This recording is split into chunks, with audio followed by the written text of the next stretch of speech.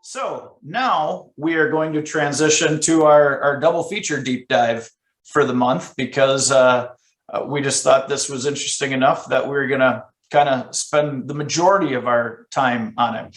Our deep dive is typically a time where we can go deeper on a particular topic of interest, rather than try to tackle this and everything else when we're together in person at a training session.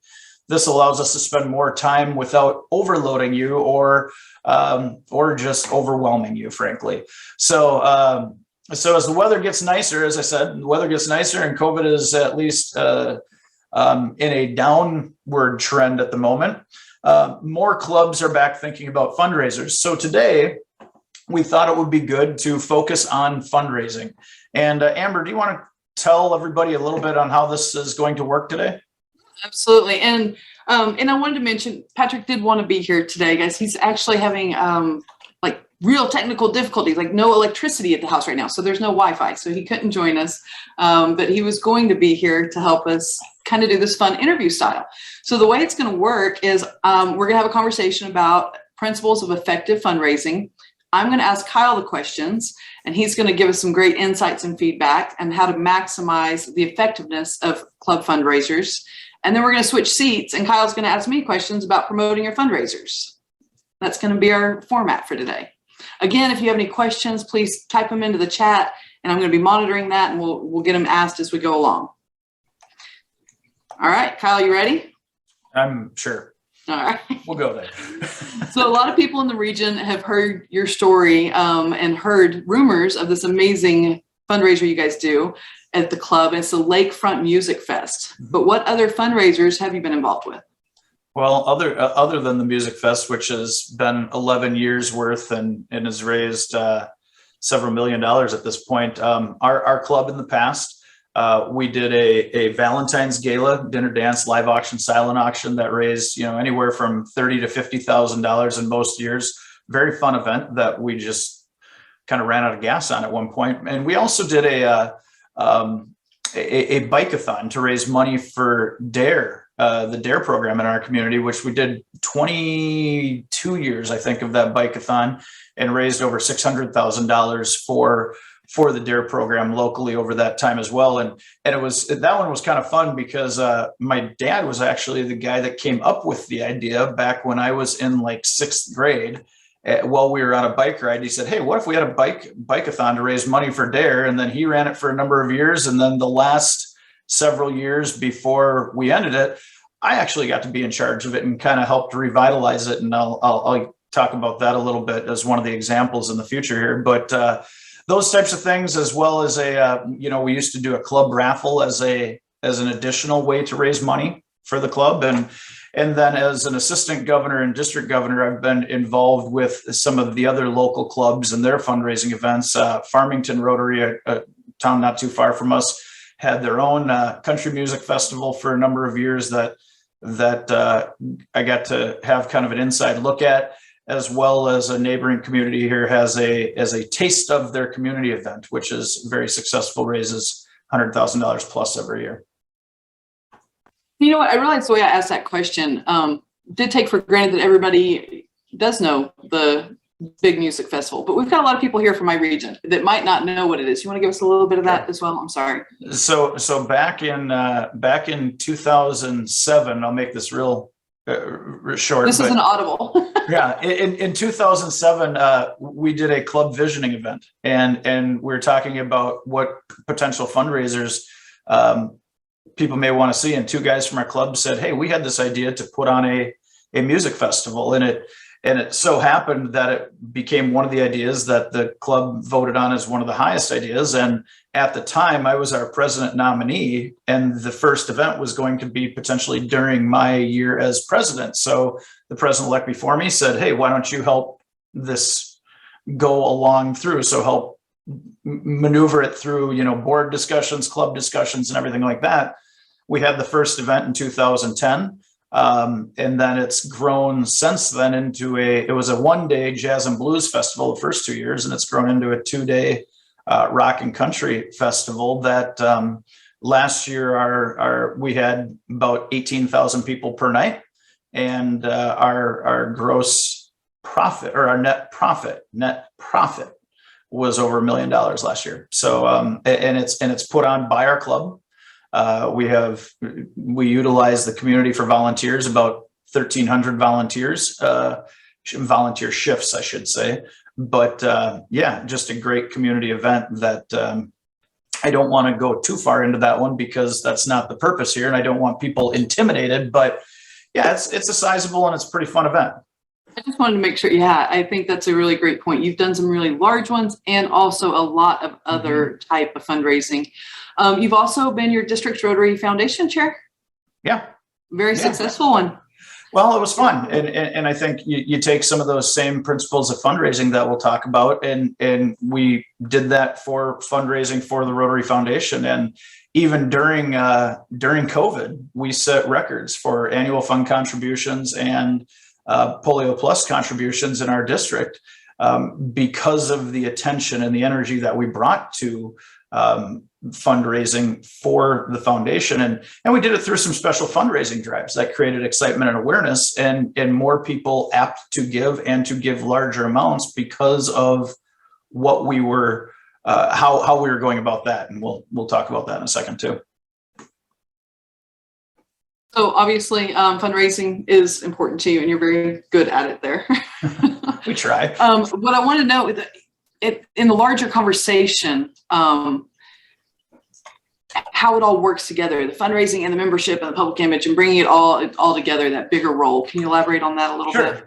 And I'll share my screen for a second. You know, I mean, we often see the graphic of how membership, public image, and the Rotary Foundation need to work together, and how each of them feeds off each other. But I think when you look at fundraising, that feeds in as well. You know, the more money we make as a club, the more we can do with that money in terms of projects. And then when we're promoting our projects and our fundraisers, it makes our club more attractive to people within the community, and more people know about us, which means they're going to come to us for help so we can do more projects that way. But it's also a matter of more people are going to be interested in joining our club then. And that's where that membership side of things comes into play. And the more we grow our membership, then, well, the more people and ideas and energy we can put towards the fundraising and project side of things. So I think having quality fundraisers in a club not only makes money for the club, which is good, but it also allows for more people to connect to the club, to be engaged in the club, both as members and as the public. And that's a huge membership recruitment piece of it. Love that visual. I love the update of including the projects and the fundraising. I know we always include the foundation in it, but it goes kind of back to that conversation. Public image is all of it. Right. So right. I think that's a really great image. What are the main principles of effective fundraiser that you would suggest clubs think about? Sure. And I would say there's 3.5 of them. And I'm going to share this again. You know, number one, it comes down to it's creating awareness for your club and your causes. You should use your fundraisers so that the community knows who you are, that they know what you stand for. Utilizing your fundraising opportunities as a chance to promote. Here's what we're raising funds for, so they know who you are, what you're doing. If you're having an event, or if your fundraiser in a club is very internal, where you ask a member, I mean, that was one of the reasons that we got rid of our Valentine's Gala, was because by the end of it, it was just all of our members going and spending money on other members' items that they brought to the event. And we just kind of went, well, we're not getting any bang out of this as a result. So I think an effective fundraiser is one that's going to create awareness for your club and for your causes. Also, it's going to, as we just talked about, making people want to be a part of the event and your club. Having a fun event, which kind of is number 3 as well. They're fun for the public and members. And it's key that it's public and the members there. If if your fundraiser isn't something that your members want to be involved with, they're not going to put in a lot of work at it. And so I think we need to focus on making sure that our events are such that our members want to be involved in it. They think it's fun.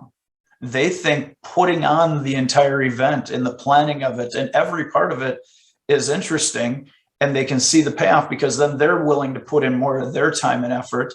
And that transfers over then to the public as well. When they see that you're having fun in your event, and it doesn't matter if it's an 18,000 person event or a 200 person event, when they see that you're having fun, they're going, okay, this looks like a cool organization to be a part of. And if it's an event that they want to be a part of, I mean, people like going to concerts and having a beer or four. Well, they're more likely to go at that point. And so making sure your events are fun and they want to be a part of things. And then what happens is attendees end up seeking out your club to join the club. And the fourth one, obviously, making a little bit of money never hurt anybody from that perspective as well. So that would be the other kind of key part of it. But we put that one lower because I think if you do the first three, the positive revenue will come, and you can't just focus on that off the get-go. The energy has to be a part of it. I do think it's an important one to include on there because I know a lot of clubs are working really hard on a project and not making enough money for the amount of time that they're putting into it. So it's a good evaluation too. Are we making our efforts fruitful? Well, so. that's a good point. I mean, going back to when we started our music festival, the first year we had it, we didn't charge admission. We sold over $100,000 worth of beer, had 8,000 or 9,000 people there, and lost $25,000. The second year, we had about 2/3 of the crowd, charged $5 for admission. So much smaller crowd, but charged a little admission, made 25 grand. And even at that point, we kind of said, well, we're going to have to do some things different here if we want to keep doing this, because this is a lot of work. Well, we changed up some things for year 3. It included the 2 nights, changed the type of genre, a couple other things, and came up with it. We made 120-ish. Now, we still said, okay, if we're only going to make 120 grand, and I this is a little bit embarrassing almost, but if we're only going to make 120 grand for all the effort that we're putting in, is it worth it?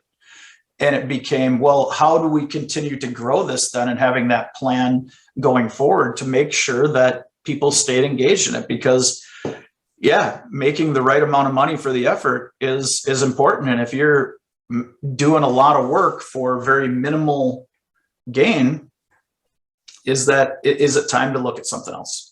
But again, like a really good important piece, that first year you guys weren't afraid of it. You went ahead and dove into it, and the learning and the growth happened along the way. So yep. I also had a bag packed because I was the club president coming into it, and I signed the original contracts for the bands. I had a bag packed for Canada just in case. So no joke. I'd say I want to address that we've got some great comments and questions happening too. And one of them, I'm going to come back to you, Logan, because I love the question about communication. We're going to get back there. Catherine Watley just came in though and asked about the PowerPoint, and that tees up perfectly this next question I'm about to ask you too. All of this is going to be available, right, on our Zone 25B 29 website. So under the tool resources toolkit, yes. Yeah. So the PowerPoints will be available there. And I love this next section because you've put together a wonderful list for us. I think this is a great takeaway for people. Additional tips and tricks that you'd encourage us all to know. Sure. Well, and as anybody that's been around me at all a little bit here, you know that I like my top 10 lists. And so I put together a 10 tips for effective fundraisers that I just kind of want to go through a little bit. Number one would be finding the right fit. Finding the right fit for your club and community. What is the vibe of your community, and make sure that your fundraising efforts add to the community. Don't do something that is much different than how your community is. A club up here in the Twin Cities area, I got a kick out of it. they meet at a very nice golf course, and a lot of their members would be members, or a lot of members of the club would be members of that type of golf course. And they had a scotch and cigar tasting. Well, because their members liked it, but I don't know that the public at large was necessarily going to care too much about a scotch and cigar tasting in the private room at this golf club. And you just need to be careful about how to engage the community and engage your club. It just is going to depend on who your club members are as to what type of event they may be interested in as well. Number two, have a plan, work together, be organized. Anything that's going to happen, the better you plan in advance, the more successful it's going to be. And it's going to be a lot easier to recruit other people in your club to be involved as well, because then you're going to be able to say, hey, here's our plan. What part of this can you take?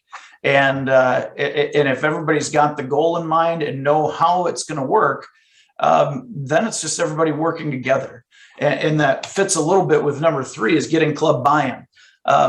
If we go back to those two guys that they happen to be neighbors, and they had the idea for a music festival. In fact, they came up with the idea while they were on their pontoon one day.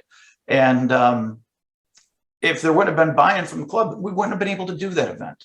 And other events that we've tried, without sufficient buy-in from the club, you're not going to be successful. So make sure not only it's something that fits your club, but communicate it in a way where you're not telling members what to do, or, hey, we're going to do this now, you better get involved. But build that buy-in, be able to communicate with them to let them see what it could look like, help them get excited about it. So more people are going to want to be involved, and this is something that's throughout Rotary. We're not employees in Rotary. So to tell a club member what they need to be doing, they have enough stuff they're doing with their time. They're going to tell you to take a leap. But to get that buy-in, get them excited about something, that's going to build more success. Utilizing member talents.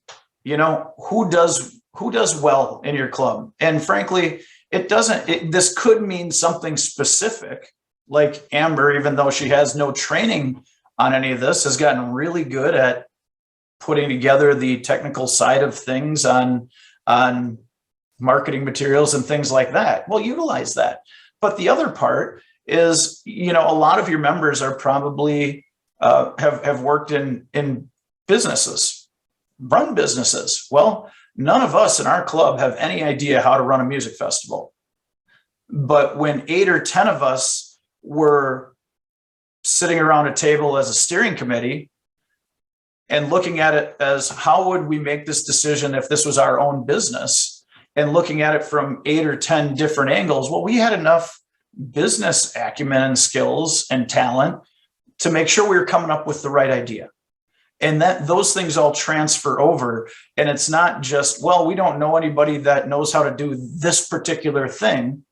Well, somebody's probably going to get close enough if they have the right skill set for it. So make sure that you're identifying who's good in your club at different things. I write the script for our event, the timeline and all of what the MC says and everything like that. Well, I'm good at that because I'm very organized. Other people in our club that aren't organized, and that's not going to be a very good job for them. Put people in positions that are going to be successful. Share and borrow ideas, and this is, again, in any Rotary aspect of things, but we're all on the same team, and go look and see what other clubs are doing well, or what fundraising activities another club is doing, and borrow their idea. Ask them, hey, how did you do this? And get help from them. I'm sure if anybody came to your club and said, I'd like to learn more about your event, you'd go, cool, I'm happy to share with you about the event, because you want them to be successful as well. So share and borrow ideas from other clubs, because it's just going to make it more beneficial. We've had many clubs and other organizations ask about our fest, and I've always told them, I'm happy to help you with one caveat. You can't have your festival on the same day as ours. I mean, just because you don't want that competition. But other than that, let's work together on things. Effective promotion, which Amber will talk about more, but you need to be able to promote your event, whatever it is, in the public so that people know what you're doing, when it's going to be, why you're doing it, all of those things. Obviously, promotion is key, and I'm not going to rain on Amber's parade there. Getting the community involved. It's huge, especially if you're going to do an event. Well, I'll say this a couple of different ways. Number one, do fundraising events that involve the community, because then it's the community's money that you're raising, not your own members' money. Your members are giving enough time and energy and everything and money in other ways. So do it.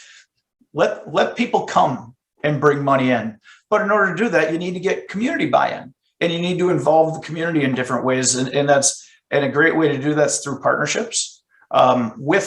Make sure you have a good relationship with the city or the school district or other organizations that can be main players. I mentioned we need 1,300 volunteers for our event. Well, we've gone out, there's 27 different community groups that volunteered in some capacity as a group last year.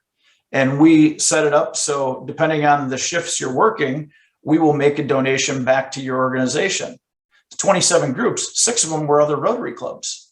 And we gave those 27 organizations over $75,000 right off the top to help their organizations be successful. So creating more partnerships, it not only does it makes the scale of your event larger, but it also allows for more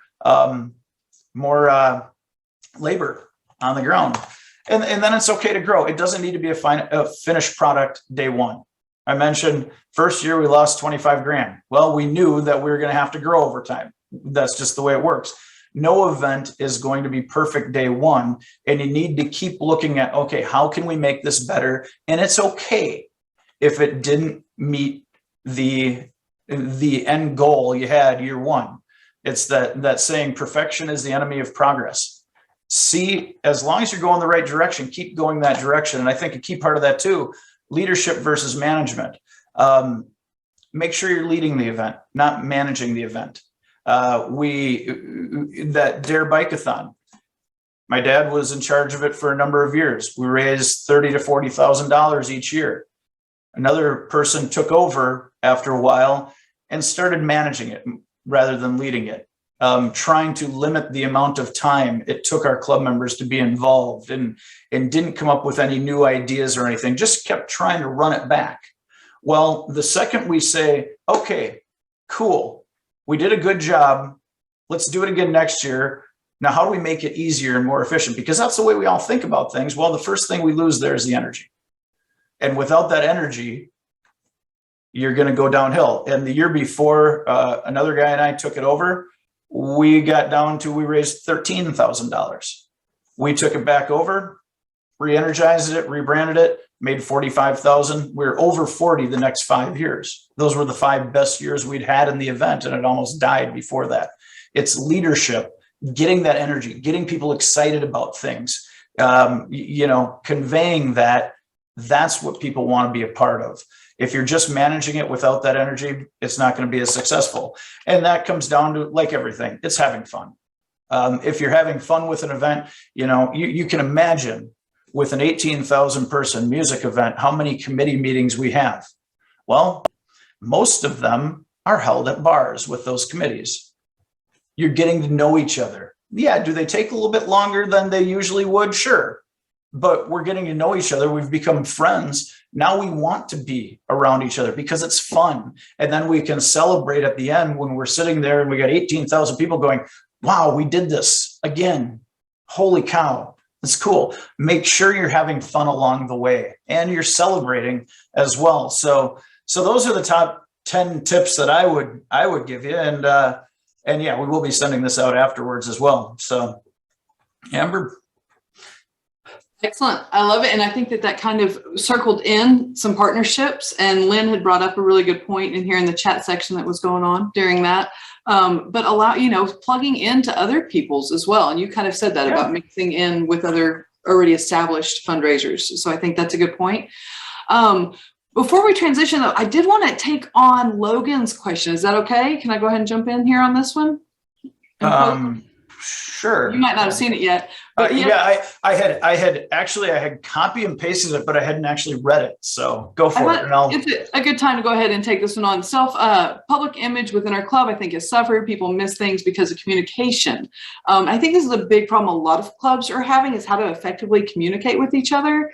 So I thought I'd kind of pose that up. I know I'm loving, there's a couple of great text services that can do mass texting to groups. I think that's something that clubs might start investigating and looking into, but also using like a Gmail account, president@Rotary Club of, that can pass on year by year. That might be a way to help with the transition of information and communicating with our clubs. And I just thought I'd throw those two out. I don't know if you had any other ideas to throw out to Logan on that one. Yeah, I think from a internal communication, making sure it's aligned, there's not a one size fits all necessarily, because everybody in the club is going to look at different things. Some people might like texts or emails or a newsletter, or they don't want to be bothered or whatever. So I think the more you can have multiple ways of broadcasting messages, it's an important thing. And having emails, one thing that we did in our district when I was district governor was our district administrator sends out the majority of the emails. But if it was something really important, I would send it out from my club runner account, because hopefully when somebody sees that it's from Kyle and not Kathy, they're paying a little bit more attention to it. So I think that's one way to at least, make it so when there's something very urgent, that it's coming out from a different place that people are more apt to pay attention to. And like somebody said, yeah, it's a club assembly. It's a combination of, you need to make announcements at club meetings about things. You need to send emails about it. You need to send follow-up emails about it. If it's really important, you need to make a phone call every now and again. All of those things need to happen from time to time. So, and we can touch on that a little bit more as we go here. But so Amber, are you back on now? Yeah, sorry about that. Technical difficulties. I lost internet. You're back. So that's good. So, okay. So now we're going to transition to your side of things now. So there was one more. Did you take on the logo that he asked about? We'll get to that at the end, I think. Okay. I think Pam put a little chat in there too, just in case. That's helpful. Okay. So we'll come back to that. So I want to give you enough time here before people have to start jumping off. So, so we talked about principles of effective events. Now let's go into properly promoting it. Tell us about the different stages of promoting an event and who are the audiences you're trying to connect with, things like that. You bet. And let me share my screen now too. There we go. So I've got this broken up into pre-event, day of event, and post-event. And this really is a presentation. It's got a lot of meat and potatoes in it, but I'm going to kind of give the highlights of it. And just how to break down the big task of promoting an event. It really is in 3 stages. The first one being pre-event. So I think the most important thing to do when you're starting your event is to start with a press release. Not necessarily because you're going to utilize the press. Maybe you're not even going to get press there, but the exercise of having the club board or the committee that's involved with it go through identifying your who, what, why, where, and when. And write out the language that you're going to use to best describe your event. Just gets everybody on the same sheet of music. It allows everybody to be communicating the same who, what, why, where, when about the event. And then that can translate into everything we're going to do to promote the event, right? So it's the same language we're going to use to create our flyers, to promote it on our website, to make a web page for it, to create an evite, to invite people to come to the event, or to create your tickets that they're going to purchase through a Facebook event. But all of that language is going to be used over and over and over again. So if we can just start with the committee sitting down and taking the time to properly write out a press release, it really helps the rest of that flow along really nicely.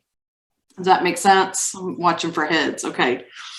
The other one, then also to properly contact our local media before as well. So I do want to give that a little bit of time in this pre-event. Here's an example of a press release, and I use it visually because it looks good, we review press releases for clubs all over Central Texas and all of Texas, actually. And we see a whole bunch of different kinds, but I think it's important for you to look professional. If you are going to send it to the press and try to get some coverage, let's look professional. So make sure you're using a properly branded, using the correct master brand logos, that you've got the contact information up there. And I think what I point out on this, the who, what, why, where, when, but most importantly, the why. I think one of the most important things on a press release is to include a quote of what the feel good, the heartstrings that we're pulling on, why this event is impactful, right? And make sure that that is very clear on the press release itself. And then don't forget to talk about Rotary. Like, we see these press releases and sometimes they're really well written and it just totally forgets to mention Rotary Club or Rotary in general. So make sure you're actually talking about our organization in the promotion as well. I think it's important to include Rotary not just as your club. You want your club represented, right, for the event, but also that it's part of an organization. It's 1.2 million passionate individuals. That's an okay thing to include in our marketing when we're getting it out there. We're part of a larger organization as well. So it's a press release. Let's talk about navigating that media before the event. We really do want to have those relationships with our media before we're about to launch something. Consider inviting them to lunch to start a relationship. Patrick always loves this example of the weatherman. The weatherman's always willing to come and do a club presentation. I think that, or weather lady, either way. Invite them to become and know your club as well. But then when you're ready to actually present with a press release, again, we want a professional looking, one page. They don't need all of the details. They don't need who's doing what, when, where, right? They just need the guts and the why of the event. Very clean and concise. And then you're going to email that to the press desk a week or two ahead of time and just follow up and make sure that they received it, ask for it to be on the calendar for that specific day for coverage. And then we like to call back the day before. So if we've sent that email off a week ahead of time, we've asked them to put it on the schedule, and then the night before, we'll sit down and just call all of those news stations and say, hey, is it on the schedule for tomorrow? Again, we're not talking to them about the event. We're not giving them the details. We're just following to make sure that the press release that we've professionally written has been received and is on the schedule. Navigating the media. So that was kind of the before events, but I think most importantly, it's not about what you're doing. It's about why you're doing it, right? So always going back to that why. Yeah, I think that makes sense. And that's the part that, you know, that's going to engage more people. When they know why you're doing it, then they're going to care more as well. So now, just because you've done work leading up to the event, obviously you want to be mindful of the attendees at the event, because they're kind of a captured audience at that point that you can communicate to. So how should you promote, or how should you communicate with people and promote your club and causes during the event? Perfect. I'm going to go to our next slide here for that one. Oh, it's actually, like we planned this, Amber. Yeah, it's like we did this. And actually, I am going to go back because I don't have that slide in here. So I'll just leave it on this one. We're just going to say that was Patrick's slide that he was. That was Patrick's slide. Yeah, we'll blame him. We don't need a slide for this. Guys, look good. Show up looking like Rotary, right? We want to be branded properly. We want all of those good looking Rotarian at work shirts with the right logos on them.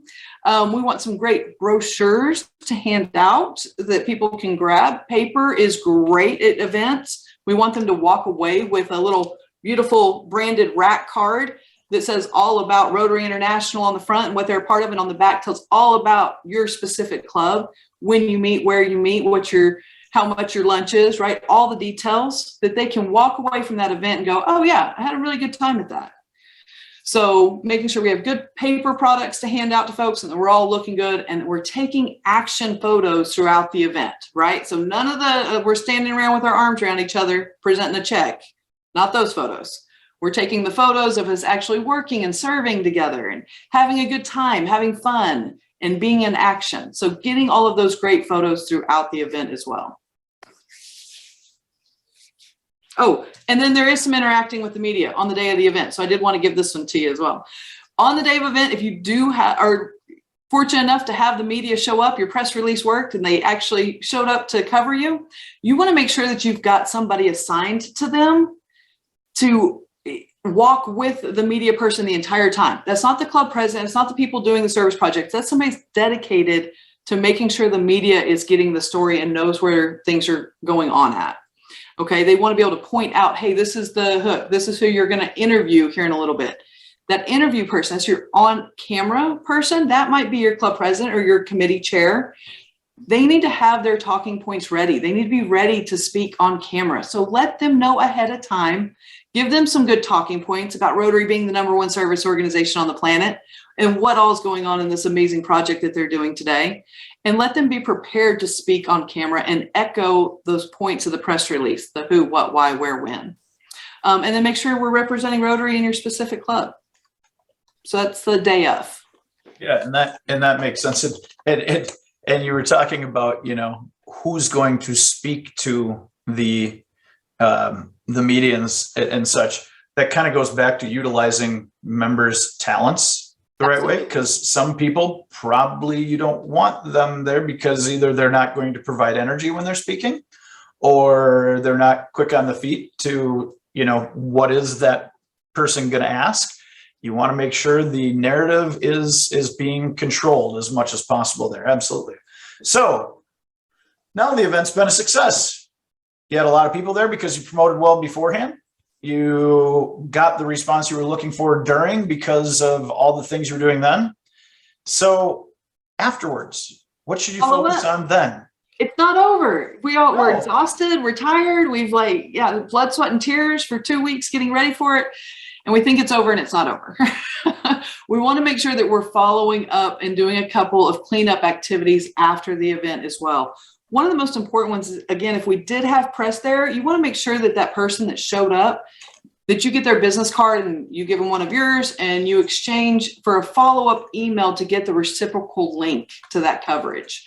Okay, so even if it airs, you're going to get the digital link of it. Or if they're just putting it on their website, or they're writing a news story about it in the paper, there will be a digital link nowadays. And ask that camera person or reporter that showed up to get that after the event, because that's gold. We want to be able to share that on all of our social media pages afterwards, right? Look how cool our club was at this amazing event with a link to KXAN.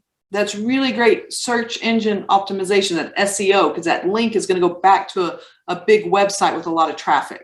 So those links are important and we want to get them. In addition, you want to share with your own district. Your district wants to brag about your event too. And I know Pam's on there shaking her head. Heck yes, right? They want content to be able to share out to all the other clubs in your district about what's going on. So make sure they get that information. Then, and I think this one's most important, it's the one we all fall short on, upload that event to Rotary Showcase. Guys, Rotary International has given us this amazing archivable place for our events to live forever online, where we can go back and visit them. We can share ideas. We can go look and see what other clubs are doing. But we can only do it if we're uploading our own events into that Rotary Showcase. And I think that that's a great reason to share, is so that we can all share information. But selfishly, I want to put my projects on Rotary Showcase so that I get that wonderful shareable link, again, that I can share on social media. It gives it a website, a place, Rotary International, again, a powerful website with good SEO.